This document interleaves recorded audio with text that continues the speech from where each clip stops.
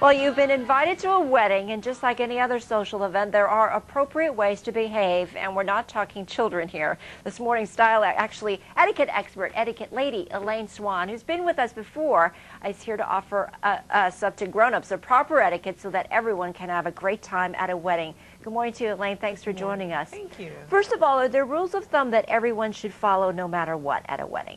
I would say so. No matter what, just plain old be sensitive to the bride and groom. I think that's a blanket statement. If you come there with a spirit of sensitivity to the bride and groom and that being their special day, then that would be the best thing to do. Because it is all about them after all. It is. Let's go through a list which I looked at ahead of time, and I thought to myself, all of this seems obvious, but I think not for some people. They forget or they're careless perhaps. The first one is RSVP. Yes, absolutely. It's really important to RSVP for the wedding. The bride and groom, they are expecting to hear your response so that they can go ahead and give their final count to the caterer. So that's important. And then the next, invitees only, please? Yeah, if the invitation doesn't say John and guests, then don't bring a guest. Just keep it to yourself because they're trying to keep their count down. Also children, too. Some people wonder if they can bring their kids. They can't get a babysitter. Right. At this point, you might want to do some investigating, but just splurge on the babysitter. It's really important. I think, everyone thinks their child is perfect, right, but children are unpredictable. So rather than ruining the wedding, get a babysitter. Okay, now what about this?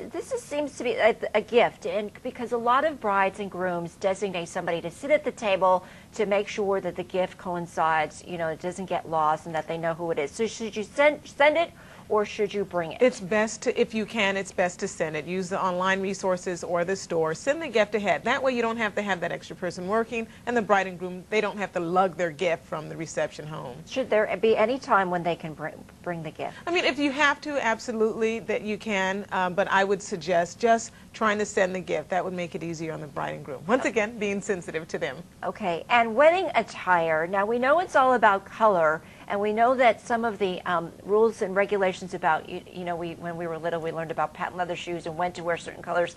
But what about white? Has there been any sort of relaxation on that? No change at all. The bride still wears white. So you have a host of other colors to choose from. So allow the bride to have her day. And it doesn't matter if she's been married 1 time or 4 times.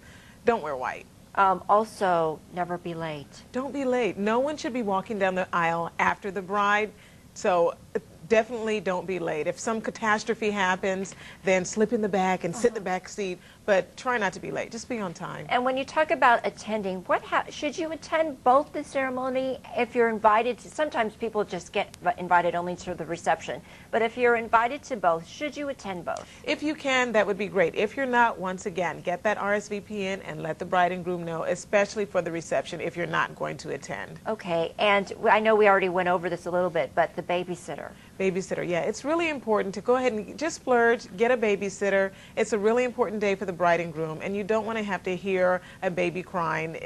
We love our little ones, but right, leave them at home or with a sitter. Okay. Well, Elaine Swann, thank you very much, our etiquette expert. We'll have you back to talk about another topic yet. Okay, wonderful. But thanks for joining us this morning you. for a topic I think a lot of people can relate to this time of year. I think so. All right. Thanks, Elaine. Bye-bye. And Whitney, over to you.